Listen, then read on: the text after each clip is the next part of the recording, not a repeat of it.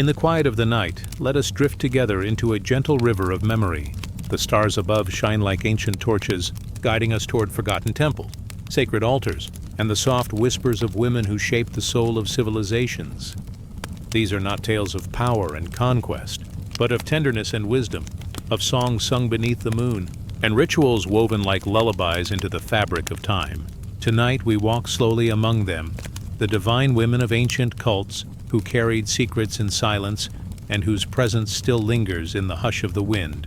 So close your eyes, breathe deeply, and let these sacred stories carry you into rest like soft waves upon the shore of sleep.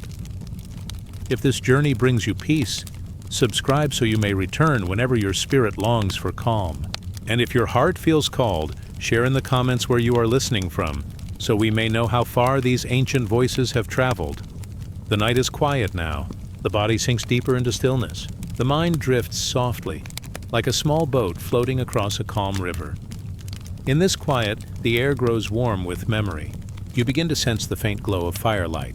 It flickers gently against old stone, as though the walls themselves are breathing. You have entered a place that has not been walked in for thousands of years. A place built before words were carved, before names were written. This is the dawn of forgotten temples. The air smells of earth, of sand, and of smoke. A slow flame burns in the center of a stone chamber.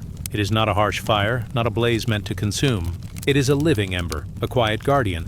It flickers with rhythm like the steady heartbeat of the world. Women stand around it. Their steps are soft, their movements gentle. They tend to the flame with careful hands, as though touching the breath of the divine. They bring dry reeds, sweet herbs, and sacred wood. Every piece they place into the fire is a prayer.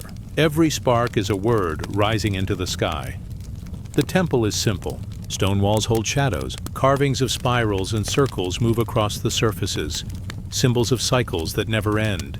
The roof is open to the stars, so the smoke can climb into the night. It is not a temple of power, but of balance. A place where the world feels whole. The women are keepers of memory. They are priestesses of flame. They do not speak loudly. Their voices move like whispers of wind through grass. They chant in tones that sound more like humming than words. The sound blends with the crackle of the fire. Children are sleeping nearby, wrapped in woven cloth.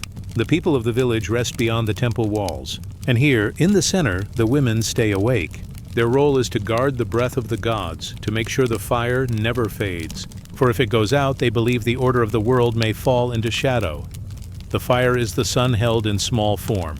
It is light captured from the heavens, cradled on earth. It is a promise that night will always return to day, that the darkness will always be met by dawn.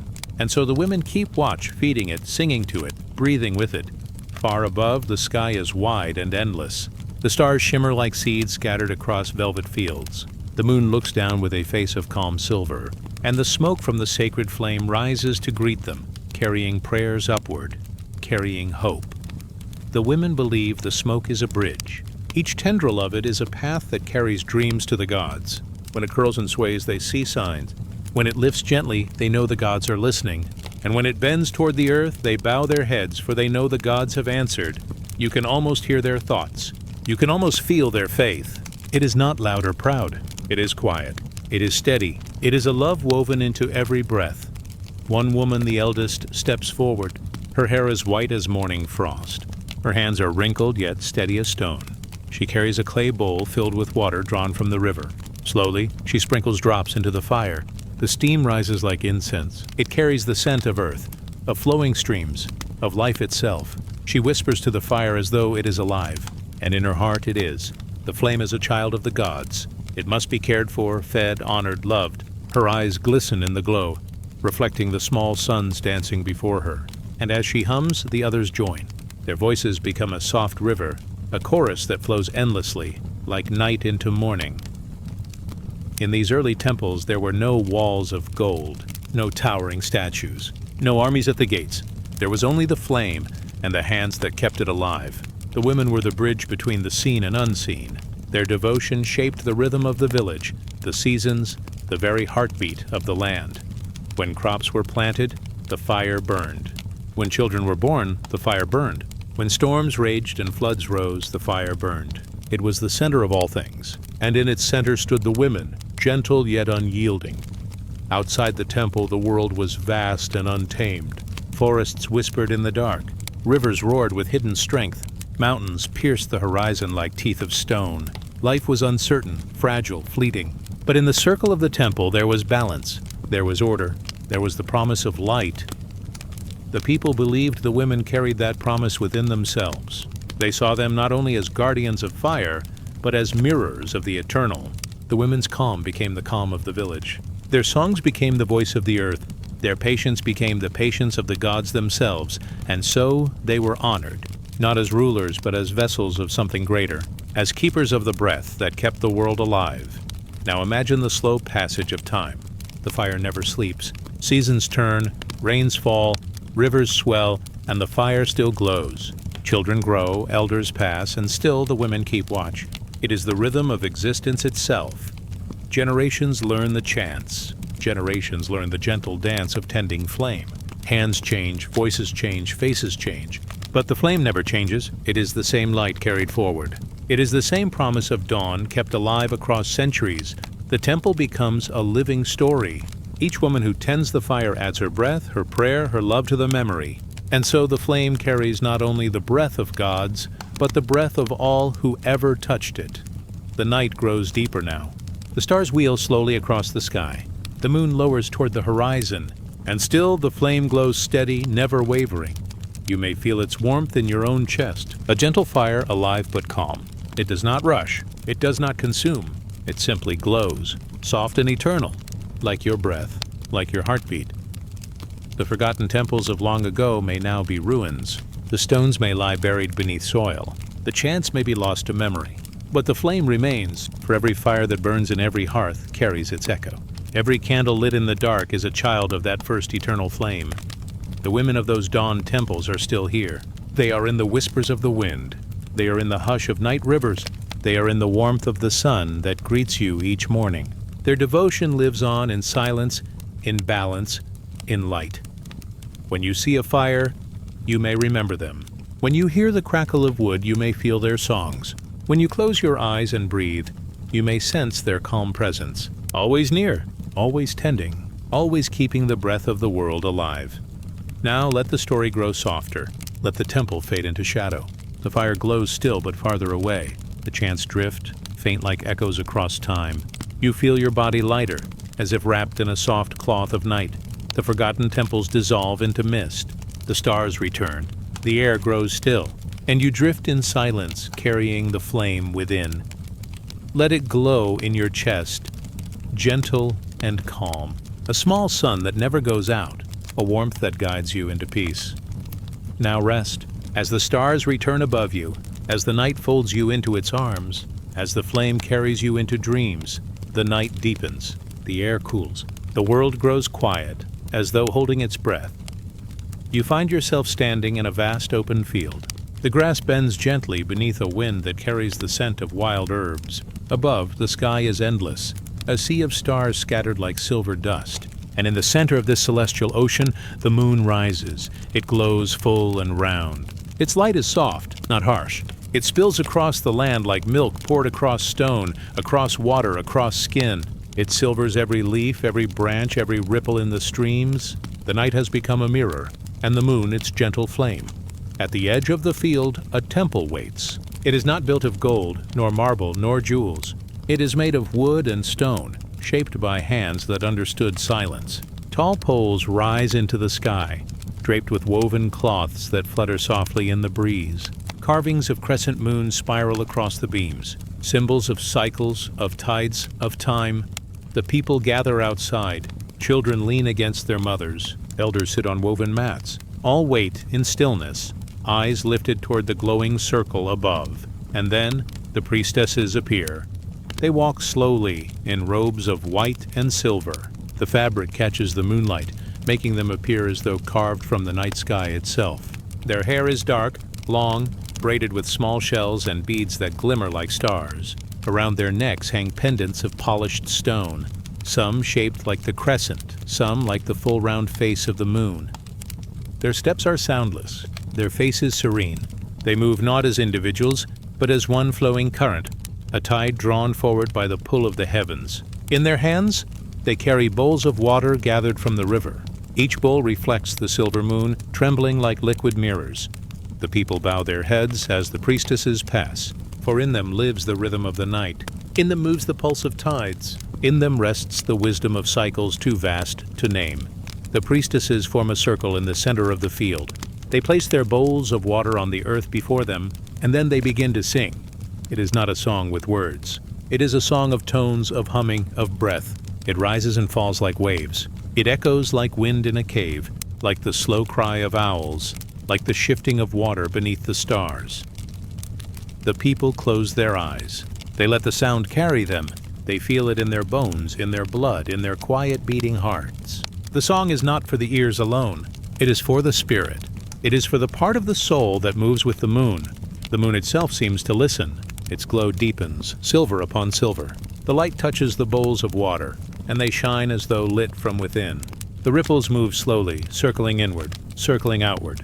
The reflections shift, breaking the moon into pieces, then pulling it whole again. The priestesses lift their arms. Their sleeves fall like wings. Their voices rise higher. The sound blends into one single thread of music, thin yet strong, pulling at the silence of the night. It is the song of tides, the song of rising and falling, the song of life as it grows and fades only to grow again. It is the reminder that all things move in circles, that nothing is lost, that nothing is ever truly gone. The people breathe slower now. Some sway gently, their eyes closed, their bodies remembering what the soul already knows. Mothers press their children close, whispering that the moon is watching, that the priestesses are listening, that all is safe. The old ones smile faintly, remembering other nights, other moons, other voices that sang the same eternal song. The air thickens with calm. The earth itself seems to listen. Even the wind grows still, as though pausing to hear the hum of the moon's daughters. Long ago, the priestesses were seen as more than guides. They were bridges between sky and soil. They read the language of light, of shadow, of cycles unseen by others. When the moon waned, they taught the people about letting go. When the moon waxed, they taught them about new beginnings. When it was full, as it is now, they sang of wholeness, of balance, of peace. The people trusted them, not out of fear, but out of love. For the priestesses lived close to the rhythms of nature. They reminded all that human life is but a reflection of the greater tides, that every joy, every sorrow, every breath is a wave moving gently back toward the sea. The song continues, softer now. The tones fall lower, deeper, slower. The sound curls around the people like mist, like a blanket woven of night air. The children begin to sleep, their heads resting on their mother's arms. The elders close their eyes, leaning back into the earth. The priestesses sing on, tireless, their voices never breaking, their calm never shaken. Their faces glow in the silver light, their eyes shine, reflecting the round moon above. And in their song lies a message, that the world moves not in straight lines, but in circles. That endings are not endings, but quiet beginnings. That the moon will always return, as sure as breath, as sure as dawn. One priestess, younger than the rest, steps forward. She kneels by her bowl of water. Her reflection trembles in the surface, half shadow, half moonlight. She touches the water gently with her hand. The ripples spread outward, touching every bowl in the circle. The other priestesses bow their heads, for this is the moment of blessing. The ripples shimmer with silver light. They carry the reflection of the moon across every bowl, uniting them, binding them, as though reminding all who watch that they are part of one tide, one great ocean. The people murmur in awe, though no word is spoken aloud. The water is lifted in offering. The bowls tilt, pouring small streams onto the ground. The earth drinks. The soil shines wet in the moonlight, as though it too has been blessed. The song fades into silence. Only the night remains. The priestesses lower their hands. Their robes flutter in the breeze once more. The people stir, slowly rising, carrying the calm into their hearts. Some walk back to their homes. Some linger, gazing upward at the glowing moon. And some sleep right there in the field, wrapped in the soft hush of the night. The priestesses do not leave. They remain in the circle, silent now, their eyes lifted to the silver sky. They know the night is not empty. It is full of the moon's song still vibrating in the stillness, and so the night moves onward. The moon begins its slow journey across the sky. Shadows stretch and fade. The world exhales. The people dream, the priestesses remain, their calm presence like the steady pull of tides. They are daughters of the moon, keepers of its wisdom, singers of its song. Their voices will rise again when the next cycle comes. When the moon grows dark, when the moon grows bright, when the moon returns, as it always does, now let the temple fade from sight. Let the field dissolve into mist. Let the voices of the priestesses become softer until they are only echoes, like waves breaking far away. The moon still shines above. It shines within. It glows in your chest, in your breath, in your quiet beating heart. It is the silver promise that all things return, that all tides find their shore, that all nights lead into gentle dawn. Rest now, as the song of the priestesses lingers. Rest as the moon keeps watch. Rest as the stars return above you. Drift into sleep as the tides carry you home. The night stretches long and quiet. The stars shine gently, scattered like seeds across the dark. The air is cool, and the earth seems to breathe beneath you. In this stillness, the mind drifts back, far back, to a time when the first stories of life were whispered. In the hush of ancient valleys, in the glow of desert shrines, people turn their eyes to the figure of the mother. She was not one name nor one face. She was many. She was the endless ground beneath their feet, the rivers that carried their thirst, the trees that gave fruit, the animals that nursed their young. She was the world itself, wrapped in human form. Close your eyes now and imagine the dawn of a fertile plain. The air is soft with mist. The soil is dark and rich, damp with the memory of rain. Birds stir in the branches, their wings brushing the silence. And there, at the center of the plain, a small clay figure is placed upon an altar of stone. It is the figure of a woman. Her hips are wide, her belly round, her breasts full.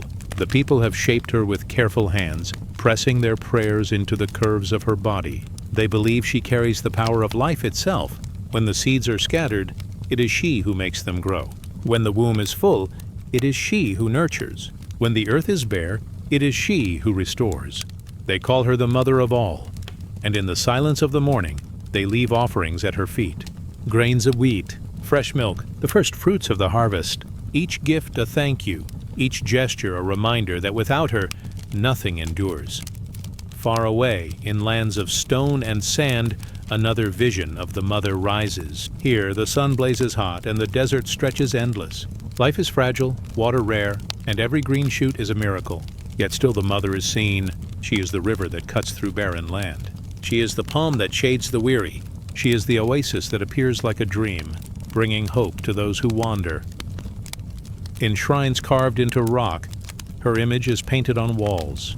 Her arms are outstretched, her body shaped like the curve of the horizon, her face calm with eyes that see both birth and death, knowing them as one.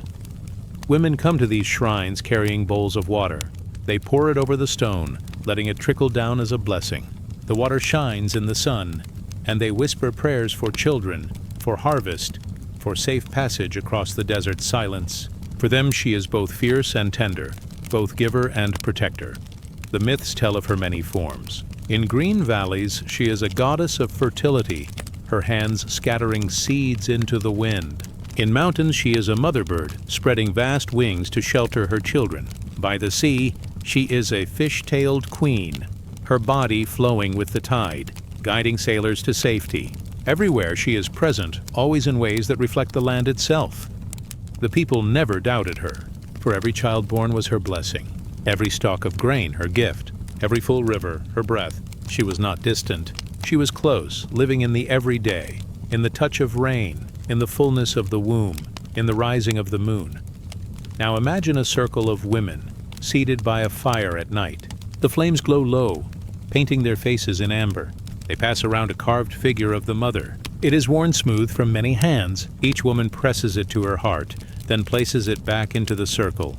They sing softly, their voices blending with the crackle of the fire. Their song is simple, like a lullaby.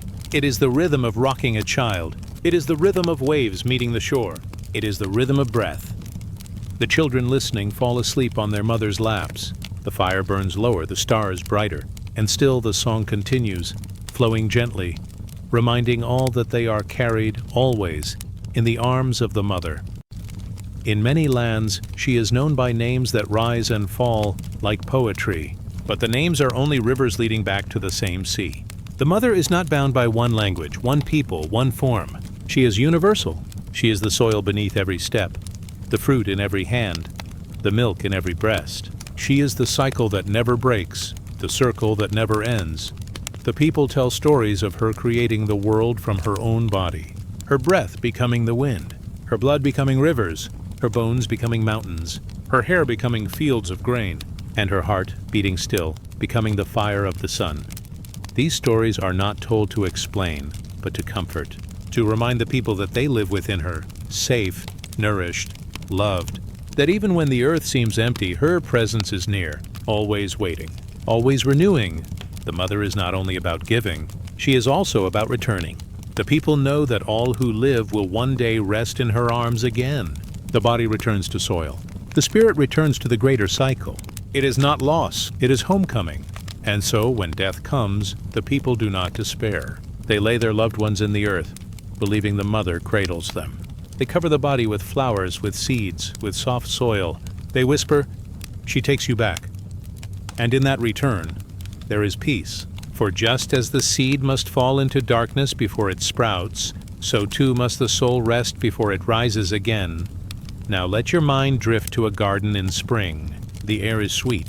The ground is alive with green shoots pushing upward. Bees hum, moving from flower to flower.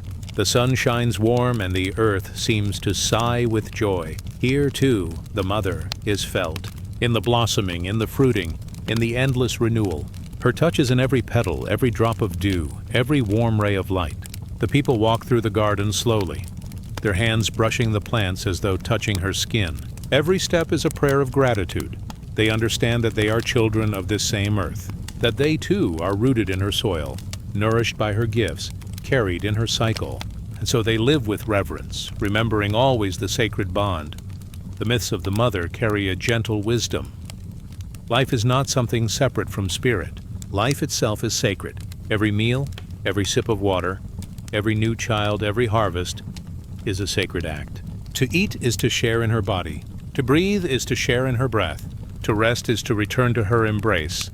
The people tell their children these stories, not to command, but to soothe. They tell them at night, by firelight, as lullabies. The children listen, their eyes heavy, their dreams already filled with visions of the mother's kindness. And as they fall asleep, the mothers smile, knowing the story will live on in memory, as it has for countless generations. The night deepens again, the fertile valleys fade. The desert shrines grow distant, the garden dissolves into mist, and yet the feeling of the mother remains. It rests in your chest like a gentle warmth. It moves in your breath, in and out, steady and calm. The mothers of creation are not gone. They are alive in every corner of the world, in the rains that fall, in the rivers that flow, in the earth that cradles you now. And so, as you drift into sleep, you are safe. You are held. You are carried in her arms. Always let yourself rest now. Let the myths soften into dreams. Let the stars return. And let the mothers of creation guide you into quiet renewal. The night deepens. The stars shine brighter, like silver eyes upon the sky. The air grows still and the world seems hushed, as though waiting for a secret to be spoken. In this silence, the mind drifts gently into ancient halls, where shadows cling to stone and the echo of voices lingers. Here, the oracles dwell, women chosen not for their strength, but for their listening. They sit in chambers of smoke and quiet, their ears tuned to the breath of the earth. Through them, the unseen becomes sound. Through them, the whispers of the divine are carried into the world. Imagine stepping softly into one of these sacred chambers. The light is dim, lit only by oil lamps. Their flames waver like fragile stars, painting the walls in gold and shadow. The scent of herbs curls upward, cedar and myrrh, filling the air with warmth. The ground is cool beneath bare feet, the stone smooth from centuries of steps. At the far end, a curtain of woven threads hangs heavy.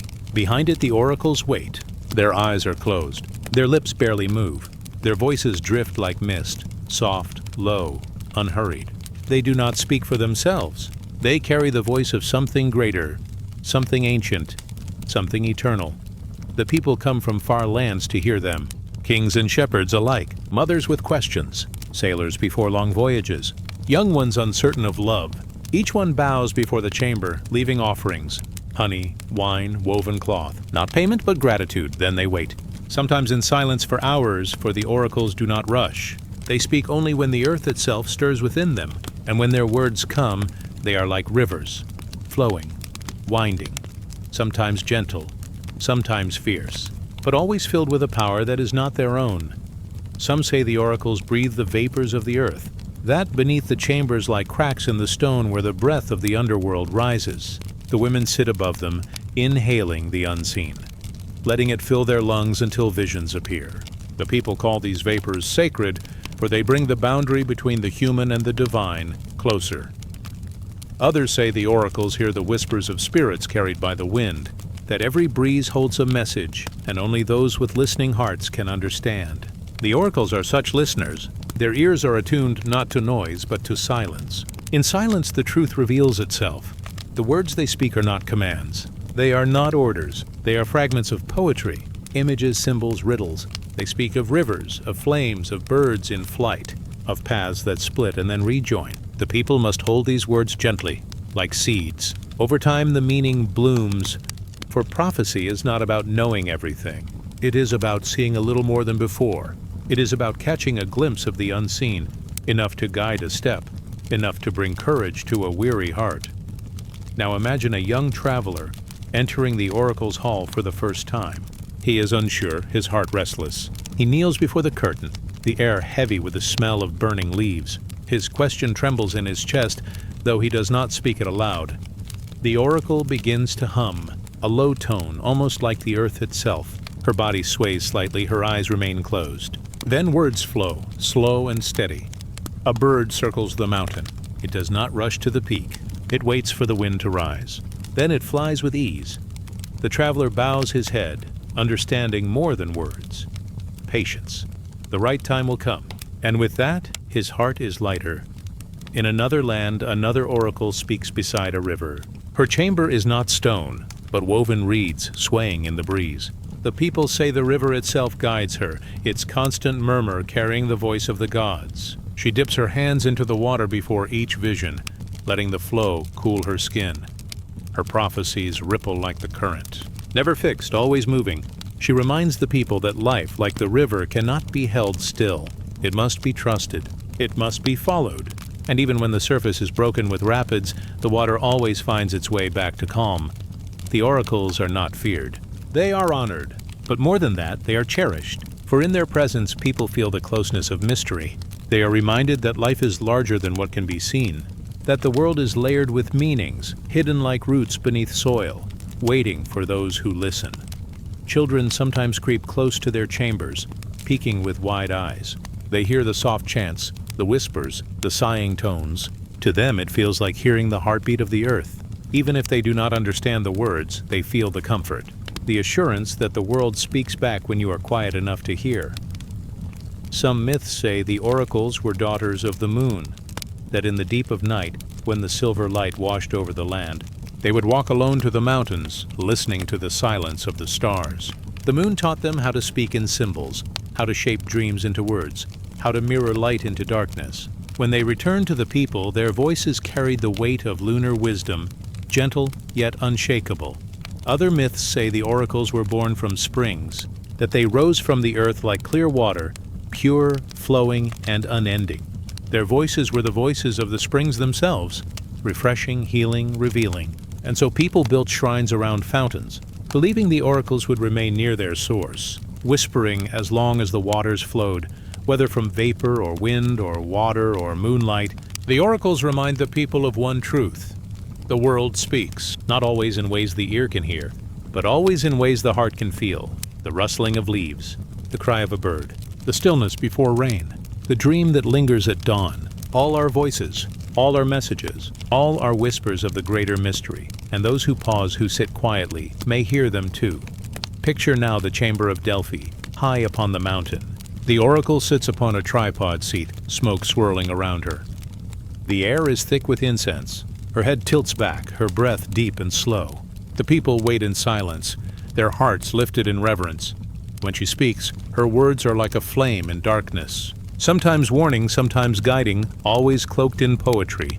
Her language is not plain, For truth too deep cannot be captured simply. It must be felt, lived, walked like a path, and so her riddles are treasured, repeated, remembered, passed from mouth to mouth like sacred seeds planted in the soil of time. Now let the sound of the oracles fade. Let their voices drift into the air, soft as wind through reeds. Feel the hush they leave behind. It is the same hush that lives in you, the same silence that carries your breath. The oracles remind you that within every soul is a chamber of stillness, a place where whispers rise, a place where the greater world speaks softly. And when you listen, not with ears but with quiet heart, you may hear it too. The night grows deeper still. The lamps burn low. The chambers fall silent. And yet the presence of the oracles lingers. They are here in memory. They are here in mystery. They are here in the quiet that carries you towards sleep. Let yourself rest now.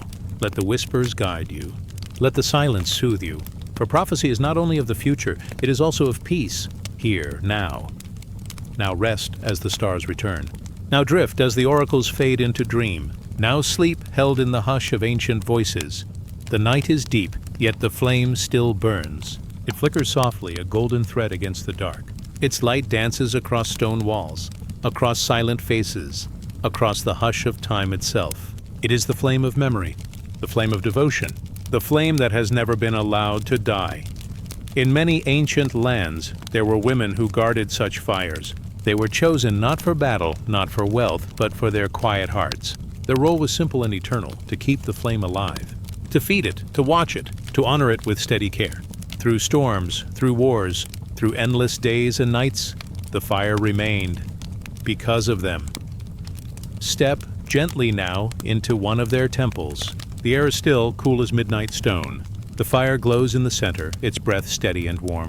It is more than flame. It is life itself, a spark that binds the people to their gods, their ancestors, their land. Around it, women move in silence. Their robes sweep softly across the floor. Their hands carry bundles of wood, twigs, and herbs, placing them carefully into the heart of the fire. They bow their heads, not in fear, but in reverence. For in that flame they see the eternal breath of the world. The people call them keepers. Others call them vestals or guardians or daughters of the flame. Their names may change, but their work is the same. They do not let the sacred fire go dark. In Rome it was said the Vestal virgins watched over the eternal flame of Vesta, goddess of the hearth. If the fire were ever to die, it was believed disaster would fall upon the city. So the women watched, day and night, through seasons and centuries.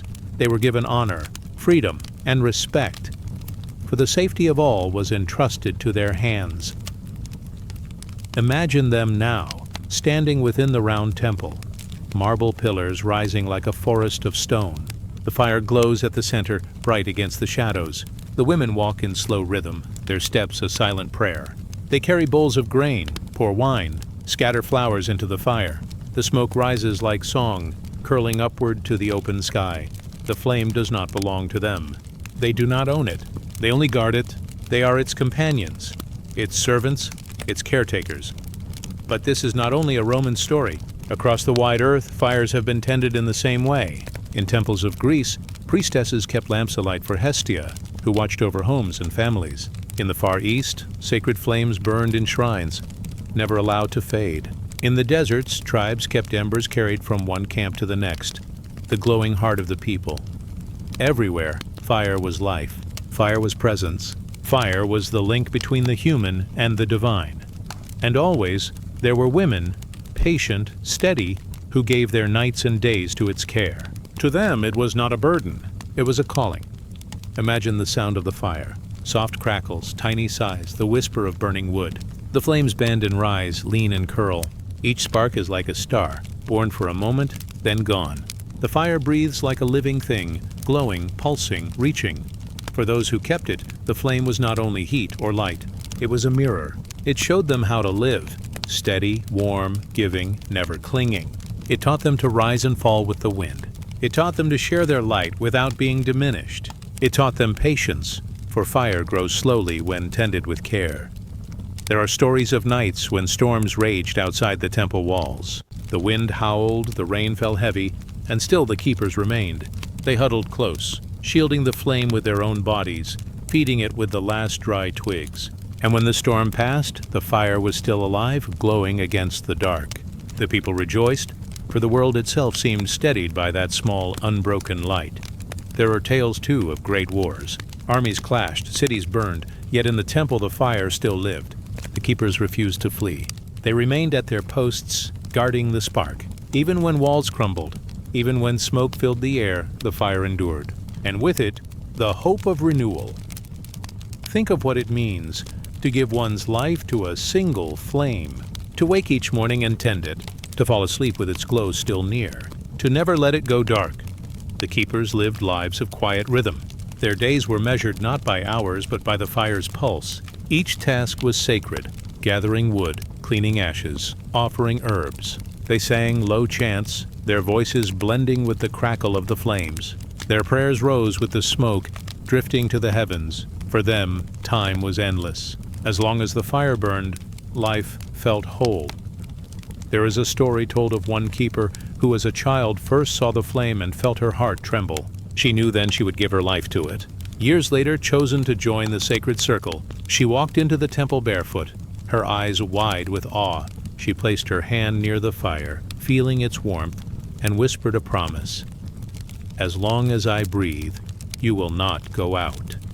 And so she lived, day after day, year after year, keeping her vow. Her hair grew silver, her hands grew lined, yet her devotion never faded.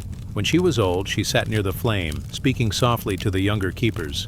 "Listen to it," she said. "It is a teacher. It will tell you everything if you are patient." When she passed away, the fire still burned. Her life became part of it, a quiet ember carried into eternity. In the hush of the night, the flame feels even brighter. Outside, the world sleeps. Inside, the fire hums gently, a lullaby for the soul. Its glow paints the walls in shades of amber and gold. Shadows sway like dancers, slow, graceful, unhurried. The keepers rest beside it, their eyes soft, their hands folded. They do not need words. The fire is the prayer. The fire is the song. The fire is enough. For those who came to the temple, the kings, the warriors, the wanderers, the fire was a sign. It told them that no matter what storms they faced, something eternal endured. It reminded them that light can be fragile yet unbroken. It showed them that even in the darkest times, a flame can survive with care, devotion, and love. The keepers knew this truth deeply. They did not need to leave their temple to change the world. Their service was quiet, unseen, yet it shaped the heart of nations. For the fire was not just for them, it was for all. Even now, long after many of those temples have fallen, the memory of the keepers remains. Their devotion is still felt like a warm ember in the collective soul. Every time a candle is lit at night, every time a hearth glows with gentle flame, their spirit stirs. The simple act of tending fire carries their legacy. Every spark is a reminder of their care. The world remembers them not in monuments, but in flame. And flame, after all, needs no stone. It dances freely, yet always returns. It is the most ancient memory of light. Now let the fire before you grow softer. See it flicker, slower and slower, as if it, too, is ready to rest. Its glow warms the skin, calms the heart, eases the breath. It is steady, patient, eternal. It asks nothing but stillness. It offers everything: warmth, light, peace. Let it lull you now, as it lulled those who kept it. Let its rhythm guide your breath. Let its glow guide your dreams.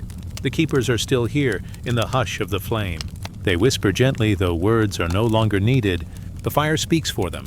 Rest now, as the sacred flame burns quietly. Rest, as its glow softens into the night. Rest, and let yourself drift onward, carried by its warmth, carried by its light. For the fire endures, and you too are safe within its glow. The night stretches wide across the desert. A sea of sand lies beneath the stars, quiet and endless. The air is cool now after the sun's long fire. Shadows of dunes curve like sleeping waves, frozen in time. And above them, the sky is a river of light. Every star shines clear and sharp, as though hung closer to the earth. The desert is silence itself. Yet in that silence the wind speaks. It carries a voice older than kings, older than stone. Soft and low, it weaves through the dunes, whispering its secrets. And those who knew how to listen were the sisters of the desert wind. They were women who wandered, never bound to one place. Their homes were tents of woven wool, raised beneath the moon. By day they walked with camels and children, with jars of water balanced high. By night they gathered near the fires, telling stories, chanting prayers. But among them were the chosen few, priestesses who heard the desert itself. They listened when the storm rose from the horizon, a wall of sand moving like a living beast. They listened when silence pressed heavy, when not even a bird's feather stirred. And they learned to speak in rhythm with the wind, to call on spirits hidden in air and dust. Some said the wind was a mother's breath, blowing across the barren earth to keep it alive. Others believed it carried the voices of ancestors, riding unseen on currents of sky. To the sisters, both were true, for the desert was vast enough to hold every mystery, and the wind had space for all voices. Picture a lone tent, far from any village. Its walls ripple gently under moonlight.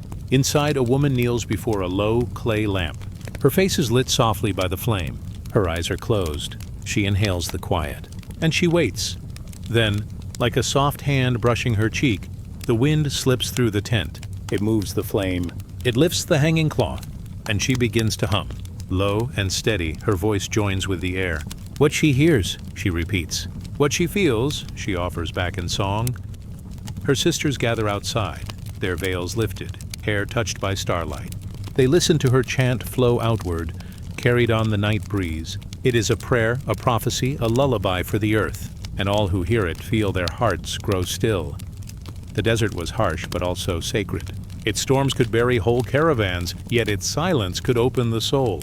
The sisters taught that every wind held a gift. A storm brought cleansing, sweeping away what was broken. A soft breeze brought comfort, carrying dreams from far-off places. Even the still air carried meaning, a pause that invited listening, a reminder to wait and be patient. Travelers who crossed the sand sought the sisters, not for water, though they gave it, not for shelter, though they shared it, but for their wisdom. A tired wanderer might approach them, his face weary from the heat. The priestesses would listen, heads bowed as the wind circled their camp, and then one would raise her hand, pointing to the horizon, guiding him toward an oasis unseen. They did not claim this knowledge as their own. They said the wind spoke it first. They were only its keepers, its voices on earth. There is a tale told beneath desert stars. Long ago, when the sands were young, the sky gave birth to two daughters. One was the sun, fierce and golden. The other was the wind, invisible, untamed. The sun ruled the day, demanding strength. The wind wandered freely, visiting night and morning alike. But the sun grew jealous, for people raised their eyes to greet her, while the wind passed unseen. So the sun burned hotter, brighter, until the desert cracked and cried. The wind, sorrowful, wrapped herself around the earth, cooling it, sheltering it, so that life might endure. And from her breath, the sisters were born. Women who carried her gift of listening. Women who could turn her whispers into words. So the people honored them, and trusted them to guide the tribe's path. Where the wind went, they followed. Where the wind warned, they paused. And in this way, they survived. Imagine now a caravan resting at twilight. The camels kneel, their saddles heavy with woven goods. Children laugh softly, chasing shadows in the sand. Fires are kindled, sparks rising into the indigo sky. And at the center of it all, the sisters sit. Their hands trace patterns in the dust, circles within circles, like the turning of the stars. One sister rises. She spreads her arms wide. Her veil flows behind her, lifted by the night wind. Her voice is steady, but quiet. She sings to the desert, not for herself, not for glory, but for balance. Her song asks the wind to travel kindly, to guide the lost, to soften the steps of the weary. Her sisters join her one by one, a chorus of women's voices, low as a heartbeat, high as a bird's call. The sound ripples across the sands, mingling with the wind itself, until it is impossible to tell where song ends and sky begins. For the desert, too, drifts toward sleep. Its heat fades. Its animals hide. Its stars gather closer, brighter, and the sisters, in their devotion, mirror this rhythm. They become quiet with the night. They become still with the dunes. Their lives are a reflection of the desert's own breath. They teach that storms will come, but storms always pass. They teach that silence is not emptiness, but fullness too deep for words. And they remind all who listen that the unseen often holds the greatest strength. So the story lingers, like the trail of wind across an endless sea of sand. The sisters of the desert wind still walk in memory. Their chants still rise in the hush of storms. Their wisdom still drifts in the quiet moments, when you close your eyes and let the air touch your skin. And now, as the desert night deepens, as the dunes soften under the silver glow of the moon, you too may listen. Let the wind move around you. Let it pass through you, gentle and calm. It carries no fear. It carries no weight. It only brings the peace of an ancient sky. Rest now as the sisters rest. Rest now as the sands rest. The stars keep watch above you. The wind hums beside you. And all is safe, all is still. Let us drift onward. Let us sleep as the stars return. The desert will hold you, and the wind will sing you home. The night leans close to the shore. The waves roll softly, silver beneath the moon. A hush spreads across the water, as though the sea itself has chosen to rest. The sand is cool under bare feet. The tide draws long, quiet breaths, pulling back, returning again, a rhythm older than memory. And on this edge, where land kisses ocean, maidens once gathered. They were keepers of offerings, singers of tides, companions of the sea. The sea has always been both shelter and danger. It gives food, it carries travelers, it washes the air with its salt, yet it also hides storms, waves tall as mountains, currents that pull without warning. The ancients believed the sea was alive, a goddess vast and mysterious. Her moods could shift like the winds, her voice could thunder or whisper, and so women stood at her edge, casting prayers into her waters. They were called the Maidens of the Sea. By day they wove nets, sang to children, and walked among their villages. But at twilight, when the light softened, they stepped barefoot to the waves. In their hands they carried offerings, bowls of milk, rings of flowers, cups of honey. They lowered them gently into the tide, so the goddess might taste sweetness and remember mercy. Picture a circle of women, standing ankle-deep where foam touches sand. The sky glows faintly violet, the last breath of day sinking into the horizon. Each woman holds something bright, a candle set afloat in a small bowl, its flame trembling but unbroken. The waves cradle these lights, lifting them, setting them adrift. Dozens of tiny stars floating on the sea, mirroring the sky above. As they drift outward, the maidens lift their voices. Soft songs, low chants, words shaped by salt and wind. Their prayers rise with the tide, offering calm to the restless water. There is a story they tell. Long ago, the goddess of the sea fell in love with the sky. She longed to touch him, but the earth lay between them, so she reached with waves, stretching high, higher, trying to embrace his blue face. But always she fell back, her arms breaking into foam. The sky, gentle and distant, sent her the moon as a gift, a mirror to keep her company, a companion to follow her tides. And so the sea was comforted. Her waves moved to the moon's pull, her heart calmed by his glow. The maidens remembered this story. When storms rose, they said the sea was lonely again, and their offerings were meant to soothe her, to remind her she was never alone. Sometimes, travelers came to them, fishermen whose boats waited in the bay, sailors who feared the black unknown beyond the horizon, mothers whose sons would cross the water at dawn. The maidens listened. They took their worries, their fears, and placed them into shells, flowers, baskets of grain. Then under moonlight they carried them to the tide. The waves would take these burdens, swallowing them gently and carrying them far away. The sea, they said, could bear all things. Her depth was endless, her arms wide. She could carry sorrows without breaking. And in return, she gave back calm. The maidens were not only guardians, but dreamers as well. They believed the sea carried dreams like boats, that when you slept, your soul set sail across her waters. Sometimes it drifted gently, sometimes it voyaged far, seeking wisdom, seeking comfort. To help these dream journeys, the maidens sang lullabies to the tide. Their voices blended with the surf, soft and endless. The children of the village fell asleep to these songs. Their dreams carried outward, then returned, like waves that always come home. Imagine now a night of still water. No wind stirs. The sea is a dark mirror, reflecting every star. The maidens walk slowly, their lanterns swaying, casting circles of gold on the sand. They kneel at the edge of the tide. Their fingers trace the surface, cool and smooth as glass. They whisper names into the water, names of those at sea, names of those lost, names of those unborn. The water carries these whispers away, not lost but kept, held in the memory of the deep. for the sea never forgets. Every word, every offering rests in her eternal tide. There was a legend of the Foam Mother. She was said to rise from the crest of waves, her hair like seaweed, her voice like bells. To those who feared, she brought comfort. To those who despaired, she offered new hope. She taught the maidens that water is rebirth, that every wave washes away the old, making space for the new. So the maidens honored her with fresh flowers, petals scattered like stars across the waves. Even now, when blossoms drift in the tide, the sea seems to glow with joy, as though remembering her. The sea is vast, but when you stand at her shore, you feel her closeness. She breathes in and out, like the chest of a sleeping giant. Her heartbeat is the pulse of waves.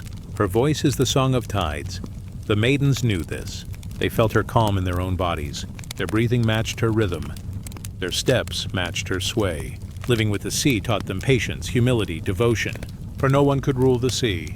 One could only honor her and trust her to guide the way. Now let your mind rest at the shore. See the lanterns flickering gold. Hear the waves soft as breath. Feel the cool air brush your face, smelling of salt, clean and sharp. You are safe here, watched by stars, guarded by the tide.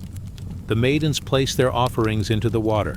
Milk, flowers, songs, dreams, all carried away, all transformed into peace. And you too may place your burdens here. Set them gently into the waves. Let the sea carry them far from your heart, deep into her embrace. The night grows deeper. The stars gather closer. The sea whispers on, endless, eternal, tender. Now rest as the maidens rest. Now drift as the tide drifts. The goddess watches over you. The moon follows you. The waves cradle you. Let us drift onward. Let us sleep as the stars return. The sea will hold you. The sea will bring you home. The night deepens. The stars breathe silver light upon the earth. In a quiet chamber, oil lamps glow with steady warmth. Their flames bend and sway, painting the walls with golden shadows. The air is thick with the scent of herbs. Crushed leaves, dried flowers, drops of resin all mingle into a fragrance that soothes the body, calms the heart, and steadies the spirit. Here, in this hushed light, women move slowly. Their steps are soft, their voices gentle, their hands practiced in both care and prayer. They are the silent healers. For ages beyond memory, people have turned to the earth for medicine. Roots pulled from the soil, bark stripped from ancient trees, petals gathered at dawn while dew still clung. Each plant held a secret, a gift placed within it by the divine. The healers knew these secrets, not by books, not by scrolls, but by listening. Listening to the rustle of leaves, to the hum of bees around blossoms, to the whisper of water over stone. Every plant spoke in its own way. Chamomile in its softness, sage in its strength, myrrh in its lingering smoke. And the women, patient and tender, translated these voices into balms, into teas, into salves, into blessings. Their work was quiet. There were no grand temples, no vast altars, only small rooms, lit by lamps, lined with jars and baskets, filled with the hum of care. A mother would come, her child, fevered. The healers laid cool cloths, whispering prayers as they pressed herbs to the skin. A farmer would arrive, his back bent from toil. They rubbed oils into his flesh, hands slow and steady as water flowing over stone. A traveler, weary of spirit, sat by their side. They burned sweet leaves, the smoke curling upward, carrying his burdens away. Their hands healed bodies. Their voices healed souls. There is an old tale told of one healer who walked each morning before sunrise. She carried a small basket. Her feet knew the paths of the forest. Her eyes trusted the faint light of dawn. She would stop at certain trees, at certain streams. She touched the bark, she listened to the current. And sometimes she closed her eyes and felt the ground breathe beneath her. When she returned, her basket was never empty. It carried what the people needed: a root for pain, a flower for sleep, a leaf for cleansing. She never took more than was given, and always she whispered gratitude to the earth. This, the people believed, was why her remedies never failed. The healers were called silent, but silence was their language. They spoke in the hush of hands smoothing cloth, in the crackle of herbs set upon coals, in the rhythm of breath shared with the sick. They knew that healing was not only in plants, but in presence. That a kind gaze, a steady hand, a whispered prayer could soothe pain as surely as any medicine.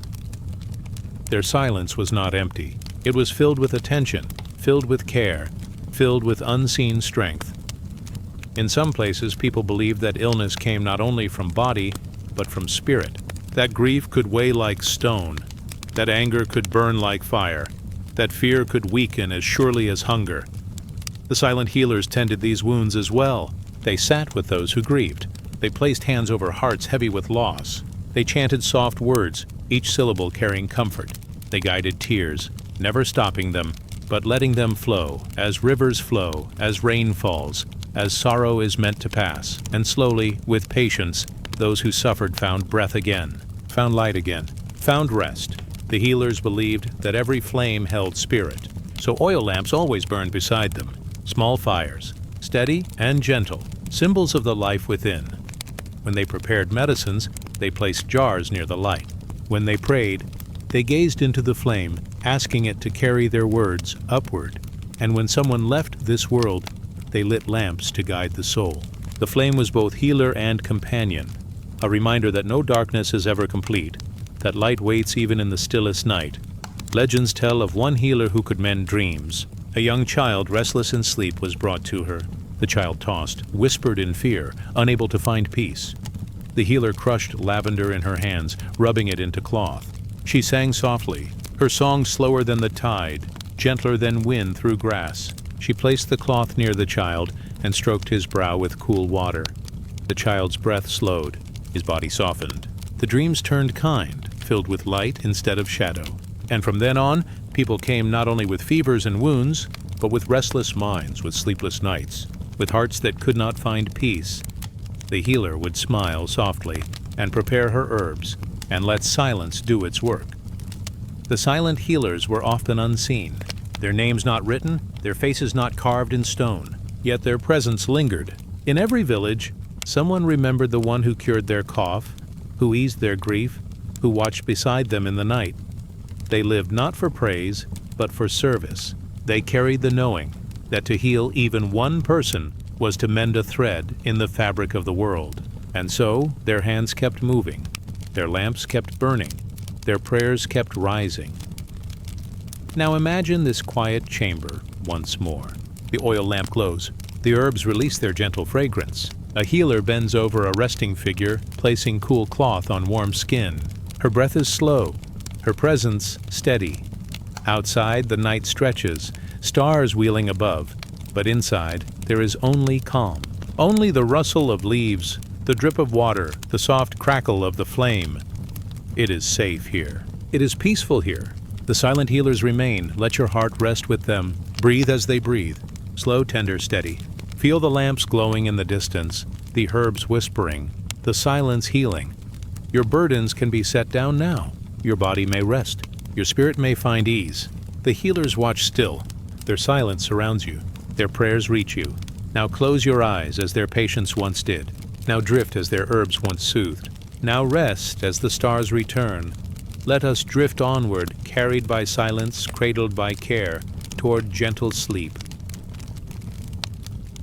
The night is soft. The stars are veiled behind drifting clouds, and the forest stands in deep stillness. Only the breath of the wind moves, rustling leaves with a sound like distant waves. The earth is cool, the air rich with the fragrance of pine, moss, and earth after rain. Within this stillness lies a hidden grove. Its trees rise tall and ancient, their trunks wide as houses, their branches weaving into a roof of green and silver. Moonlight filters through, falling in pale streams upon the ground, like water flowing from the heavens. Here, the guardians keep watch. Women of gentle voice, keepers of song and prayer. They move with the patience of trees themselves, their presence steady, their steps almost soundless upon the moss. The sacred grove was said to be alive, not only in bark and leaf, but in spirit. Each tree held memory. Each stone carried blessing. Each root reached deep into mysteries older than the world of men. The guardians tended these mysteries. They listened to the whispers of branches swaying. They traced patterns upon the earth, where roots broke through soil and stone. They breathed with the rhythm of the wind, hearts in tune with the slow, endless song of the forest. Their chants rose softly, never sharp, never hurried. Words carried like wind through leaves, like water trickling down rock. Not commands, not demands. Only prayers offered with humility, received by the spirits with grace. Many believed the grove to be a place of healing. Travelers came weary and bruised and found peace in its stillness. Children laughed among the trees and were never harmed, as if unseen hands guided their steps. Animals came without fear, resting in the shadows, drinking from the streams that coiled like silver threads. The guardians gave nothing of their own, yet gave everything through the forest. They offered herbs from shaded clearings. They carried water from sacred springs. They laid hands upon those who entered in sorrow, and the grove itself seemed to draw away their pain. It was said that the trees remembered every visitor, that their leaves rustled with joy when a healed soul returned in gratitude, that their roots absorbed the tears of those who mourned, turning grief into new blossoms in the spring. One tale speaks of a time when a great storm came. Winds raged, lightning struck the earth, and many fled in fear. But the guardians entered the grove. They lit small lamps, their flames trembling but unbroken. They circled the largest tree, an oak older than any story remembered. There they sang. Their voices did not fight the storm. They joined it, soft notes rising between the thunder woven into the rain. And though branches broke elsewhere and fires raged in villages, the grove stood unharmed. When the storm ended, the people saw the grove glowing with dew, untouched, as if guarded by an unseen shield. From that day, the guardians were called keepers, not only of prayer, but of protection. The grove was not only sanctuary for people, but also a dwelling of the unseen. In twilight, shadows moved gently, not with menace, but with presence. Spirits of the forest, watchful and kind, lingered in the branches. The guardians welcomed them. They left bowls of milk by the roots, bread baked in silence, flowers gathered at dawn. They spoke to the spirits as to old friends. And when the wind rose in sudden music, when leaves spun in playful circles, they knew the spirits answered. Children told stories of lights drifting between trees, soft blue flames that hovered, vanishing when touched. The guardians taught them not to fear. These are blessings, they would say, the forest remembering you. Each guardian was chosen not by birth, but by calling. As a child, she might wander the woods and hear a song where none was sung. She might dream of a tree standing at the center of the sky. She might place her hand upon bark and feel warmth, as if the tree itself breathed with her. Then the elder guardians would watch her. If she showed patience, if she listened more than she spoke, if her heart bent toward kindness, they would guide her to the grove. There, beneath moonlight, she would light her first lamp and whisper her first chant and begin her long vigil. For to guard the grove was to live with the rhythm of trees, slow, enduring, rooted. There is a gentle story of one such guardian. She was young, her hair dark as the soil, her eyes clear as river water. At first she struggled with silence. Her heart beat quickly, her mind moved like restless birds. But the elder asked her to sit each night by a single tree, so she sat. At first she heard only her own thoughts, but slowly as weeks passed, she noticed the tree breathing, not as humans breathe, but with the sway of its branches, with the deep pull of its roots, with the endless patience of its life. Her own breath softened, her mind stilled, and one night, when the stars hung low and bright, she felt herself not separate, but part of the grove, her heart beating with the forest, her breath moving with the leaves, her spirit held like a bird in the palm of the divine. From that night, her voice carried the calm of the trees.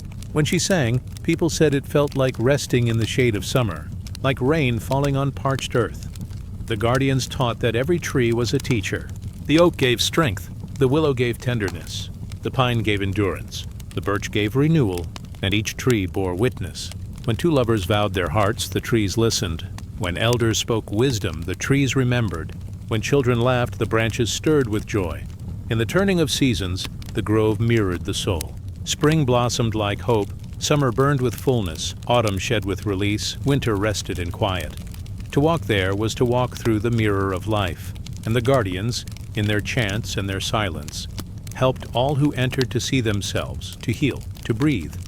Now the forest lies again in stillness. The oil lamps glow faint among the trees. The guardians walk slowly, their chants rising and falling like the wind moving through leaves. The grove listens, the stars listen, and the spirits rest in harmony. You too may rest. You too may feel the branches above, the roots beneath, the slow patience of the earth around you. The guardians keep watch. The grove breathes gently, and all is safe. Now drift as the chants rise like wind through leaves. Now rest as the forest shelters your dreams. Now sleep as the stars return above the trees. Let us drift onward into deeper stillness, into softer silence, into rest. Night drapes the world in quiet shadow. The sky above is soft with silver, stars flickering like tiny lanterns in a vast hall of darkness. A faint breeze stirs the air, carrying the scent of burning resin, of sandalwood, of flowers laid gently upon stone. At the heart of the temple courtyard, a circle of lamps glows like a constellation upon the earth. Their flames bend and sway with the movement of the air, yet never falter. They wait as if listening, as if expecting something more than silence. Then from the edges of the courtyard, figures emerge. Their steps are slow, deliberate, their faces hidden beneath soft veils that shimmer in the lamplight like flowing water. They are the dancers, the keepers of motion, the ones who turn prayer into movement and movement into offering. The veiled dancers carry no words upon their lips. Their speech is silence. Their language is the body, the curve of an arm, the bow of a head, the gentle lifting of hands toward the unseen sky. Each gesture is a sentence, each step a line of sacred verse. They move in circles, always circles, for the circle has no ending, no breaking point, only return. As the stars circle the heavens, as seasons turn again and again, so too their steps follow the endless rhythm of eternity. Their feet touch the ground with tenderness, yet each step is steady, rooted as though they carried the weight of mountains. The sound of small bells at their ankles marks their pace. Soft, silver chimes, like drops of water falling into a still pool. The veils they wear are not to conceal, but to transform, to remind those who watch that what dances before them is not merely flesh, but something more. The veil makes each figure less a person, more a vessel. Through them, the divine moves. Through them, the unseen takes shape. When the dancers raise their arms, it is as if the wind itself rises. When they bow low, the earth is honored in silence. When they spin, their veils ripple like waves, and the circle becomes a sea. The dance is not their own. It belongs to the sacred rhythm that binds the stars, the waters, the beating of every heart. Long ago, it was said that the gods taught humans to dance, not with words, not with commands, but with the turning of the heavens. The sun in its rising, its bowing in the west. The moon in her cycles, veiling and unveiling herself in gentle phases. The tides, rising, falling, returning. The veiled dancers are keepers of this memory. They do not perform, they remember. They embody the first lessons of creation, carrying them into the present moment so that all may glimpse the divine through motion. Those who watch do so in stillness. No applause, no clamor. Only breath, only awe. The dance is not for entertainment. It is for communion. The elders watch with closed eyes, listening to the soft ring of bells. Children gaze with wide wonder, their small bodies swaying unconsciously to the rhythm before them. Travelers pause in their journeys, drawn as if by unseen cords to witness the circle of veiled figures. And above, the stars watch too. Their light spills down like blessing, mingling with the glow of the lamps below. One story tells of a dancer who once faltered. Her step slipped, her rhythm broke. For a moment she felt shame, her heart trembling like a bird caught in a storm. But the elder among them placed a hand on her shoulder and whispered softly, "Even the stars stumble, and yet the sky remains whole. Your misstep is part of the dance. Even your faltering is prayer." From that night on, the dancer never feared mistakes. Her movements grew freer, her steps lighter, and those who watched her said her dance felt like forgiveness itself. The circle of the dancers turns slowly, then quickens. Their arms extend, their veils swirl, their bells sing in waves. Their breath becomes one breath, their steps one heartbeat. Together, they are no longer many, but one body, one spirit, one prayer. Some say that in such moments, time itself bends. The watchers forget their worries, their griefs, their burdens. For a little while, they too are inside the circle. They too are carried by the rhythm of eternity. And when the dancers slow again, when their steps soften into stillness, the air feels lighter. The world feels gentler. The hearts of those who watched beat more quietly, more peacefully. The veils catch the light one last time. The dancers bow, not to the people, but to the divine presence they have called forth. Their hands touch the earth, as if sealing their prayer into the ground itself. Then, one by one, they retreat into shadow, their steps fading like waves dissolving into shore. The lamps continue to burn. The bells continue to echo faintly in the mind. and the watchers sit in silence, wrapped in the calm the dance has left behind. The courtyard returns to stillness, but still the rhythm lingers. It moves in the stars above, it moves in the breath of each sleeper, in the steady flow of blood through their veins. The sacred dance never ends. It is always turning, always circling, always returning. Now let yourself drift with it. Feel the circle draw you in. Feel the rhythm soften your thoughts. The dance continues, but now within your own breath, your own rest. The veils are lifted. The lights grow dim. The stars lean closer. Now rest as the dancers fade into dream. Now sleep as the circle turns quietly within you. Now drift as the stars return, as silence deepens, as peace surrounds you. Let us drift onward, into softer hours, into gentler dreams. Atop stone temples, women gazed at the heavens, mapping the constellations and weaving stories that guided the destinies of their people. Approx. Word count, stood in 1800. The night stretches wide and endless. A sky of velvet lies above, stitched with silver lights that glimmer like tiny candles in the dark. The air is cool and hushed, as though the world itself leans in to listen. At the crest of a stone temple, smooth with age, women gather in silence. Their eyes lift, steady and patient, to the heavens above. Torches burn low around them, casting soft halos against the carved walls. The flame flickers, but their gaze does not move.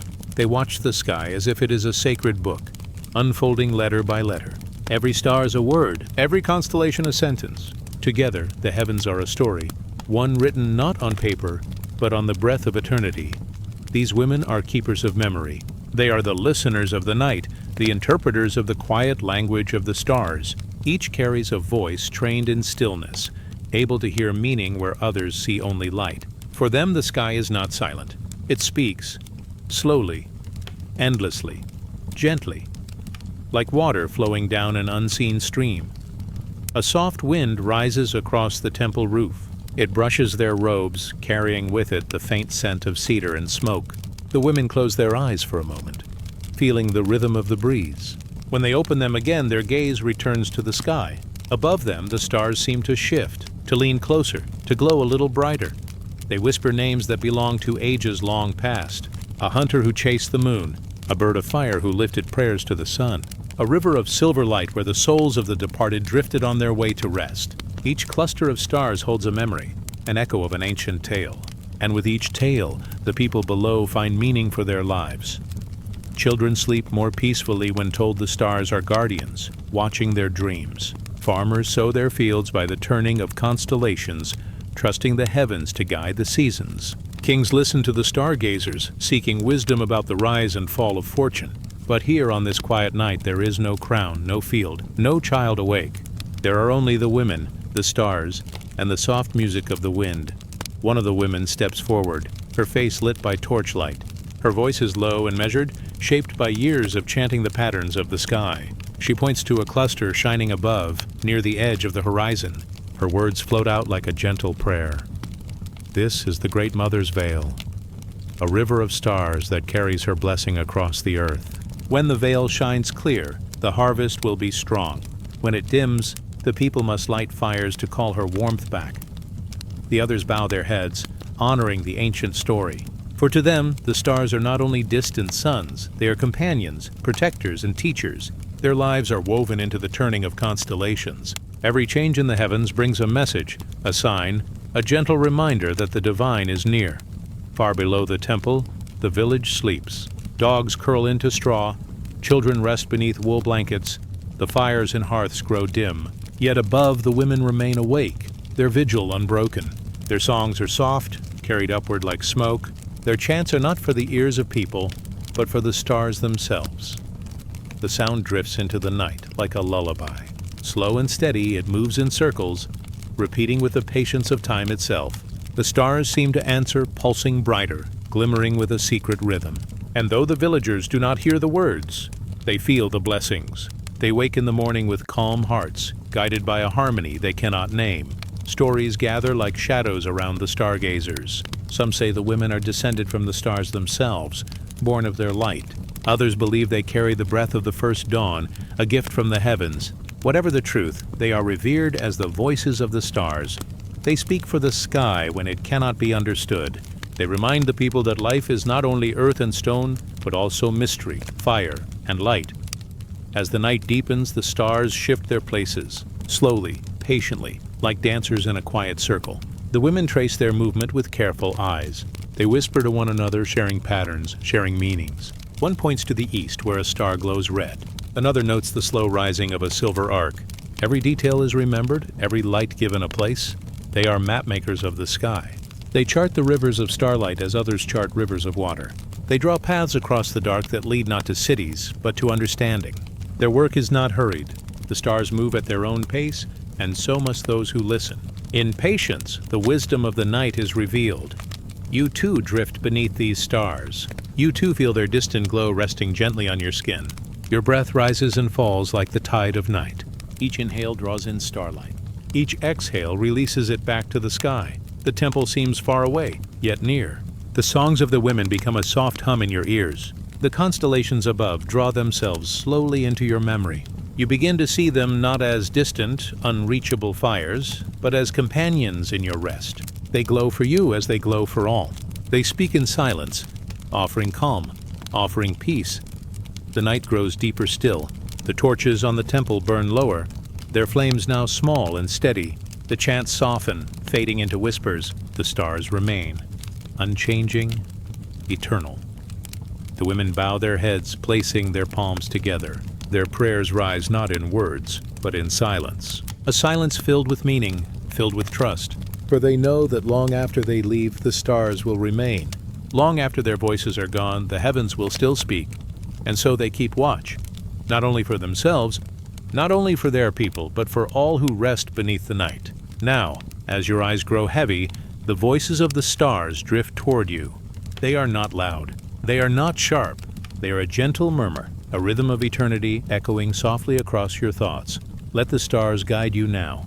Let their silver light fold around you like a blanket. Let their stories weave through your dreams, carrying you into rest. The night is endless. The stars are eternal, and you are safe beneath their watchful glow.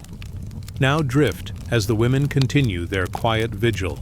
Now rest as the constellations move slowly above. Now sleep as the voices of the stars sing gently in silence. Let us drift onward. Now rest as the stars return. We journey into the rites of passage where women cradled both the beginning and ending of life, serving as midwives of the soul. Approx. Word count: 1,800 night settles gently upon the earth. The horizon glows faintly with the last breath of twilight, then yields to darkness. Stars emerge one by one like lanterns lit in the sky. The air carries the scent of wood smoke, of herbs crushed in bowls, of water simmering in clay pots. All is quiet, except for the steady rhythm of life itself. Breath in, breath out, the pulse of the earth unbroken, eternal. Within this quiet world, women gather in a circle. They are the keepers of passage, the guardians of thresholds. Their hands, worn but gentle, hold the wisdom of countless generations. Their voices, soft and low, weave prayers that stretch across the veil of time. They are present at the first cry of life and at the final sigh of death. They are midwives of the soul. When a child enters the world, they are there. The room is warm, dimly lit by oil lamps. The walls echo with chants spoken in rhythm, steady as the heartbeat of the mother. The women kneel beside her, guiding breath, guiding courage. They place cool cloths upon her skin. They whisper blessings into the air, blessings meant to be caught by the newborn's ears. Outside, the village waits in silence. Fathers pace the ground, children cling to grandmothers, elders sit with their heads bowed. All listen for that first cry, the signal of life's arrival. When it comes, thin, sharp, trembling, the sound spreads like fire through the night, and the women smile. They wrap the child in cloth, place herbs upon the air to cleanse the spirit, and offer thanks to the unseen. The child is not born alone. The women believe that every birth is guided by ancestral hands, unseen yet close. Grandmothers long past lean near, carrying the child safely across the threshold. The midwives sing songs to welcome the soul into the body, so that the spirit may anchor itself and not drift away. These songs are lullabies, simple and slow, like waves upon the shore. When a life ends, they are also there. The chamber grows quiet again, though in a different way. This time, the air is heavy, filled with silence that feels like waiting. A candle flickers beside the bed. The women sit close, their hands folded in prayer, their voices humming softly. They know death not as an enemy, but as another doorway, and so they guide with the same patience, the same care. The breath of the dying grows shallow. Each inhale weaker, each exhale longer. The women chant, their tones low and soothing, so that fear may not rise. They brush the brow with herbs. They hold the hand with steady warmth. They whisper words of release, words that ease the spirit's departure. When the final breath leaves, they bow their heads. They close the eyes gently, as though tucking the soul into rest. Then they sing again. Not of welcome this time, but of safe passage. The soul is led across the unseen river, carried on the wings of their song. And just as the village waits for the first cry of birth, so too they gather to honor the last silence of death. These women hold both gates, the gate of entry, the gate of departure. They are trusted beyond measure, for they touch the most fragile places of human life. They know joy and sorrow, beginnings and endings, yet they remain calm. Their calmness is not the absence of feeling, but the presence of wisdom. They have seen the circle too many times to doubt its flow. They know that where life ends, it begins again. Where one path closes, another opens. Their rituals are simple, yet filled with meaning. At birth, they light a candle to call the spirit into the body. At death, they light a candle to guide the spirit out. At birth, they place the child's feet on the earth for the first time, so the soul may know its ground. At death, they wash the body with water and herbs, returning it gently to the soil. Birth and death mirror one another like sunrise and sunset, each reflecting the other's light. Legends tell of women who could see the soul before it was born. They dreamed of stars descending, of rivers carrying light toward the earth. And when they awoke, they knew a child was near. Likewise, some dreamed of wings rising, of lamps being carried into the sky, and they knew a soul would soon depart. Such dreams were not feared, but honored, for they reminded the people that life is not random, but part of a greater design. The midwives of the soul were not only healers of the body, they were healers of the unseen. They stitched together the visible and the invisible with their prayers, their herbs, their touch. Imagine now, the quiet room. A newborn wrapped in cloth, eyes blinking at the firelight. The women hum a melody, rocking gently, steady as the earth itself. The baby's breath rises, then falls, finding its rhythm. Outside, the night sky holds the stars, eternal and unchanging. Within, a new light flickers into being.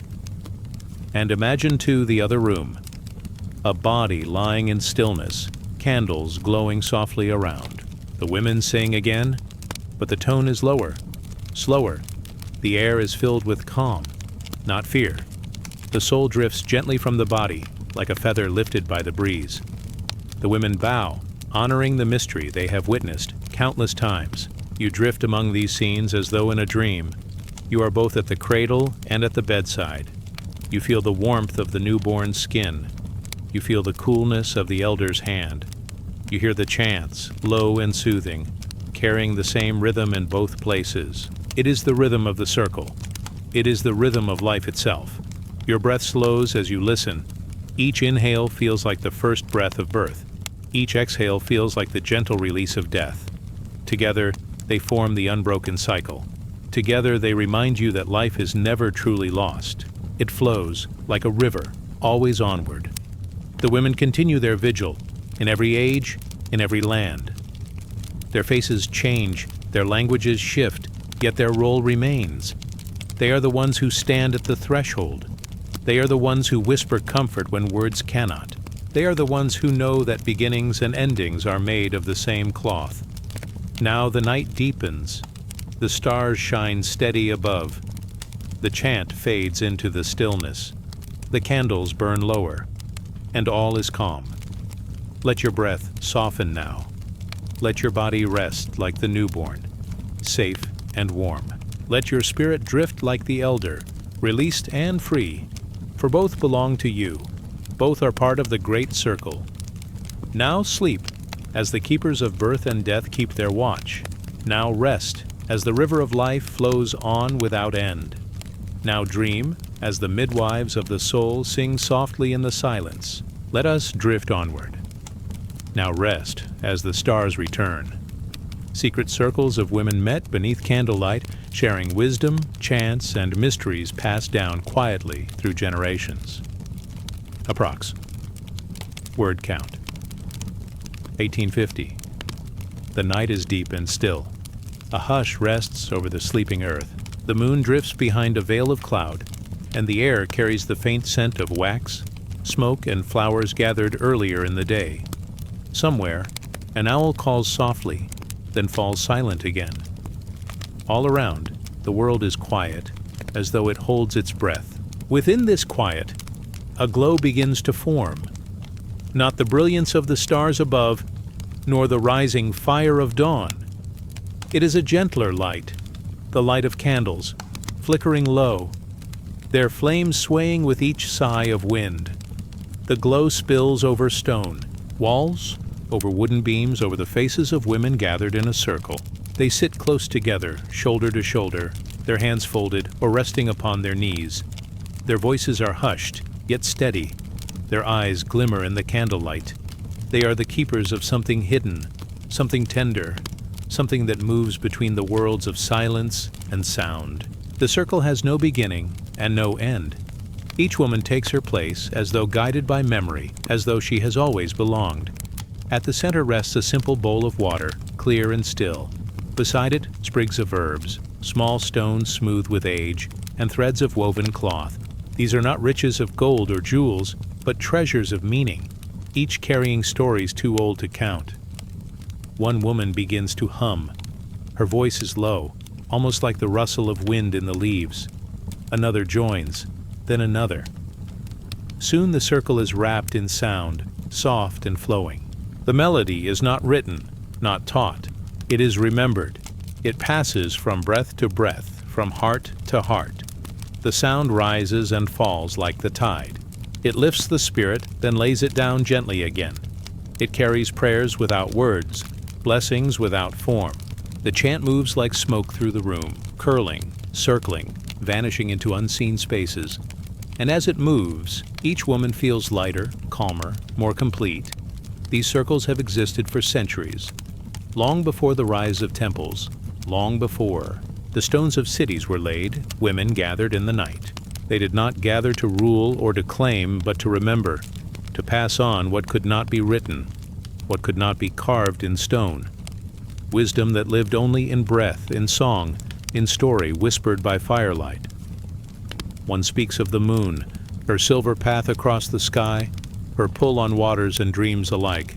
Another speaks of the earth, her endless patience, her deep roots holding all life steady. Another speaks of the stars, guiding the lost, reminding every soul of its place in the vastness. And another speaks of the breath, the quiet gift that moves unseen through every living being.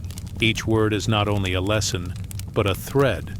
Together the threads weave a tapestry too vast to see in its whole, but in the circle, each woman holds her part of it, each voice binding the fabric tighter. And so the mysteries are passed on, from mother to daughter, from elder to maiden, across countless nights lit by countless flames. Imagine the stillness of that room. Candles burn low, their flames bending gently as if listening. The air smells of wax and sage, of lavender gathered at dusk. The women lean close, speaking softly, as though they do not wish to wake the world outside. In their voices, secrets are not heavy things, but gifts. They are not meant to be hidden forever, but carried carefully, guarded like embers. Some secrets are stories of the body, how herbs soothe, how water heals, how breath steadies pain. Some are stories of the soul, how dreams guide, how silence speaks, how the heart knows when words fail. And some are simply reminders that joy is sacred, that grief must be honored, that life itself is a circle, never broken. The women smile often. Sometimes they laugh softly, their laughter gentle as rain. Sometimes they fall into silence, the kind of silence that does not press but rests like a blanket over them all. In every pause, in every sound, they are together. The circle holds them. The candlelight holds them. The night itself holds them. Legends say that when such circles formed, even the unseen listened. Spirits lingered at the edges, drawn by the chant. Ancestors leaned close, watching, blessing, guiding. The air shimmered, faintly, as though each flame burned both in this world and another, and perhaps it was so. For in the stillness, the line between seen and unseen grows thin, and when voices rise together in devotion, the world itself seems to pause and hear. In their chants, the women called upon no single name, no single form. Instead, they called upon the essence of life itself, the waters that flow, the winds that wander, the fires that warm, the earth that holds. They honored the cycles of the moon, the passage of seasons, the mystery of stars. They honored the threads that bind all living things in quiet unity. As you drift among them, you feel the circles calm. You are neither outside nor apart. You are within. The warmth of candles brushes your skin. The murmur of chants surrounds you like a tide. The air is soft, heavy with peace. Time moves differently here. It stretches, slows, becomes almost still. Each voice feels like a breath upon your heart. Each flame feels like a star in your hand. You realize the circle is more than the women who sit in it. It is every circle ever formed. It is the mothers of ages past, the daughters yet to come, the sisters of now. It is endless, as wide as the night sky, as close as your own breath. The candles burn lower. Wax pools in small rivers upon the stones. The chants soften into whispers, then into silence. The circle does not end. It only rests, as it always has, as it always will. The women bow their heads, touch their hands to their hearts, and breathe together once more. The room is quiet again, but not empty. It hums with the memory of voices, of prayers woven into air. The bowl of water at the center reflects the last flicker of light, a small moon upon its surface. The herbs lie still, the stones unmoving, the cloth folded with care. Everything remains simple, yet everything is full. Now the night outside deepens. The stars above glow steadily, watching. The air cools, the silence stretches, and you drift with it. Your breath slows, like the chant fading into memory. Your body softens, like wax melting in the flame. Your mind quiets, like water still in its bowl. The circle continues, unseen yet eternal. It holds you as it holds all. It cradles you as it has cradled countless before. It reminds you that wisdom is never lost, only past. That peace is never gone, only waiting. That life is never broken, only circling onward. So rest now. Let the candlelight dim into dream. Let the chants linger like echoes in your breath. Let the circle hold you through the night. Let us drift onward. Now rest. As the stars return. In radiant temples, women called upon solar deities, embodying light, warmth, and the eternal cycles of day and night. The night is not yet over. The stars hold their place, silent and silver, across the wide sky. But on the farthest edge of the horizon, a pale line begins to stir. It is soft, fragile, almost hidden, yet it is the sign that dawn is coming.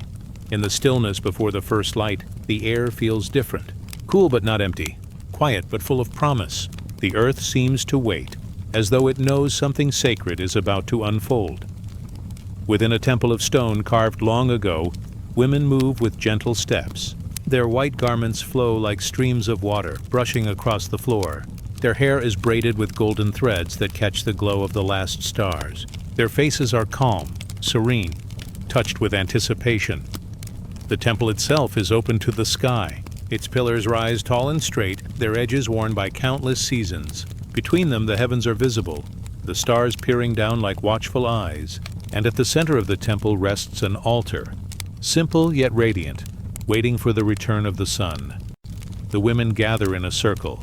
They bow their heads, and their hands lift bowls of clear water, polished mirrors, and fragrant resins. Each object gleams faintly in the twilight, catching the first hints of dawn. For in this moment, they are not only women, they are keepers of light. They are daughters of the sun, one voice rises softly. She sings a tone that seems to hum in the stones themselves. Another joins, then another, until the air is filled with a low, steady chant.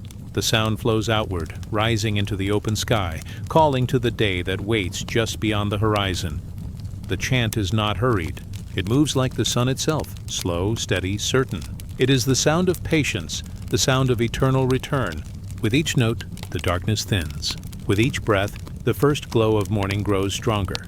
For in many lands, across many ages, the sun was not seen as mere fire in the sky. It was spirit. It was breath. It was the eternal flame that gave warmth to seeds, strength to rivers, and vision to the eyes of all who walked the earth. To honor the sun was to honor life itself. And so these women, through centuries of devotion, carried rituals of light. They remembered that every day was a circle, that every dawn was a promise kept, that every dusk was not an ending, but a gentle turning toward rest. They sang for the rising, and they sang for the setting. They lifted their voices to both dawn and dusk, for both were sacred, both were part of the great wheel. Day and night, light and dark, breath in and breath out. Each belonged to the other. The air grows warmer now. The first beam of sunlight spills across the temple floor. It stretches long and golden, painting the stone with fire. The women's faces glow in its radiance. Their chants soften, turning from calling to welcoming. One raises her bowl of water. The sunlight catches its surface, scattering ripples of gold. Another tilts her polished mirror, and the light dances along the pillars, illuminating carvings that had slept unseen in the shadows. Another feeds resin into the small flame at the altar, and the smoke rises in spirals, carrying fragrance toward the sky. The temple seems alive now. Its walls breathe with warmth. Its floor glows with light. Every sound, every shimmer, every breath feels part of the same rising. In the old stories, the sun was often spoken of as a deity of great power, sometimes as a mother holding the world in her embrace, sometimes as a father guiding the seasons with his strength, sometimes as both woven into one beyond the need for division. Always the sun was the giver of life, the unbroken flame that promised tomorrow. These women knew such stories well. They carried them in chants, in dances, in silence. When they raised their arms to the sky, they became living bridges between earth and fire, between body and spirit. Their voices were not their own alone, but echoes of generations before them. Each word, each gesture, each song was a thread tying the present to the timeless. Imagine standing with them as the sun rises higher. The golden light spreads across your skin, warm and gentle. It does not burn, it cradles. The chant flows around you, steady and calm. Your breath moves with it, as though you too are part of the ritual. The world outside the temple stirs. The birds begin to sing. The trees sigh as wind brushes their branches. But within, there is stillness. The women stand as pillars themselves, radiant, rooted, serene. They hold the light not only with their hands, but with their hearts. And as they do, the sun feels nearer, almost close enough to touch. To them, the sun was not distant. It was not a star far away, but a presence always near. Its warmth lived in their bodies. Its light shone in their eyes. Its cycle of rising and setting mirrored the cycle of their own lives: birth, growth, rest, renewal. When they sang, they were not only honoring the sun, they were embodying it. They became vessels of warmth. They became carriers of light. They became the eternal turning, the day and the night, flowing endlessly one into the other. The ritual lasts until the sun has risen fully. Now the temple is bright, its shadows gone, its stones gleaming white. The women bow their heads once more. They place their bowls upon the altar, fold the mirrors away, and let the last curls of smoke drift upward. Their voices fall silent, yet the silence hums with all they have spoken. They do not need to linger, for the light itself remains. Their task is complete, and yet it is never truly complete. For tomorrow they will return, and the day after that, and long after them, others will continue, keeping the circle unbroken. The sun has risen. Life continues, and the temple rests, holding the memory of devotion within its stones. Now the day stretches wide and golden, but your body grows softer, heavier. You do not follow the sun into its bright journey. You stay here, in the quiet glow before sleep. The warmth lingers on your skin, but your eyes close gently, sinking back into rest. You carry the chant within you. You carry the light within you. Like the women in the temple, you too hold the sun in your breath, in your heart, in the circle of your own being. Let the warmth cradle you. Let the golden stillness wrap around you. Let your body rest as the eternal cycles continue without end. Let us drift onward. Now rest as the stars return. Our journey closes where it began, in silence and song. We reflect on how the sacred women of ancient cults still breathe through memory, guiding us gently towards sleep and renewal. The night stretches wide once more. The stars scatter like gentle seeds across the sky. They shimmer, quiet and steady, as though they have been waiting all along. The wind drifts softly through ancient corridors of memory, and here, in this stillness, the circle begins to close. Every story has been a path, every image a lantern. Each moment of song and silence has carried you through temples and valleys, across rivers of time and through chambers lit by sacred flame. Now the path returns to its beginning, not as an end but as an embrace. The eternal return is not a single step. It is a rhythm like breath. It is the rising and the falling. It is the opening of the day and the folding of the night. It is the turning of seasons, the flow of rivers, the endless cycles of earth and sky. And always, within these cycles, women stood as guardians of the unseen. Their presence was quiet but unshaken. They were midwives of birth and keepers of death. They were singers of stars and dancers of the sun. They were voices in circles of candlelight, carrying secrets like seeds. Their lives moved like rivers, their prayers rose like smoke, and their wisdom lingers like fragrance on the wind. The air of memory grows tender now. You drift among visions once more. The dancers in veils, their steps tracing circles that mirrored the heavens. The women on temple roofs mapping the constellations as though they were threads in a loom. The midwives of the soul, guiding first breath and final sigh with the same hands, the same compassion. The secret gatherings in hidden rooms where chants moved like low rivers of sound, steady, eternal. The radiant invocations to the sun, where light was not only welcomed but embodied.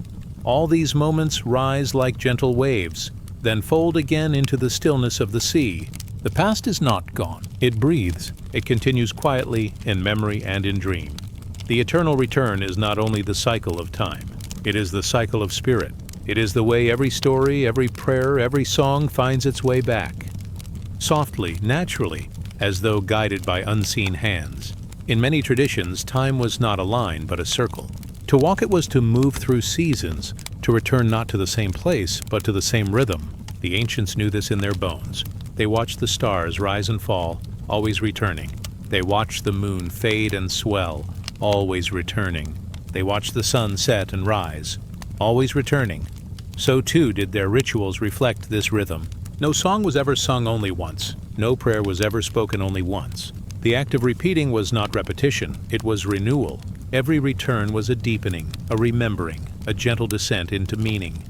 And so, as the women gathered year after year, their voices became the voice of time itself. When they sang to the dawn, it was not only that day's sun they welcomed, it was every dawn before and every dawn yet to come. When they traced the constellations, it was not only stars they mapped, it was the memory of ancestors and the path of children not yet born. Now you rest within this circle too. The stories you have heard are no longer far away. They echo gently within you, as though your breath itself remembers. The voices of the sacred women linger like lullabies in the air around you. Their hands seem to hover, not to instruct, not to command, but to cradle. You are safe in this cradle of memory. You are safe in this cradle of time. The eternal return is not something to chase. It comes to you like the tide, like the turning earth beneath your closed eyes. Picture it now. A great wheel of light, turning slowly, endlessly. It glows with suns and moons, with stars and rivers. On its edge walk countless figures, their forms soft, their steps steady. They do not hurry. They do not stumble. They move as the wheel moves, always in harmony. Among them are the women you have seen in these chapters. The dancers, the singers, the keepers of thresholds. They are not distant. They are close, their presence soft as candlelight. Their voices hum, weaving into the silence. Their hands rise, shaping blessings from the air. And as the wheel turns, you realize you are upon it too. Not as an outsider, not as a stranger, but as part of the same rhythm. You too belong to the eternal return. You too are carried by the circle of breath, the circle of sleep and waking, the circle of memory and renewal. The night deepens again. The stars gleam brighter, filling the sky with their quiet wisdom. The earth sighs in its slumber, the trees bowing gently in the night wind. The temple of memory grows still as though it too drifts toward rest. The stories do not vanish. They fold softly into silence, like songs ending in whispers. They remain, waiting, ready to rise again when dawn returns. For nothing is lost. All things return, gently, endlessly. Now your body grows heavier. The circle of breath slows, deep and calm. The eternal return does not need your effort. It carries you as you are, cradling you as the women once cradled life itself. Your thoughts grow softer, fading like smoke into the night. Your eyes rest, your spirit floats. The sacred women walk beside you, not as shadows, but as memory, as spirit, as gentle guides. They breathe through you, they sing through you, and as you sleep, their presence continues, calm and eternal. So let the circle hold you. Let the return embrace you. Let the memory of their voices soothe your spirit. You are part of the same turning, the same breath, the same song, and now, rest as the stars return. Rest as the night deepens. Rest as the eternal return carries you onward, toward silence, toward peace, toward the renewal of dawn.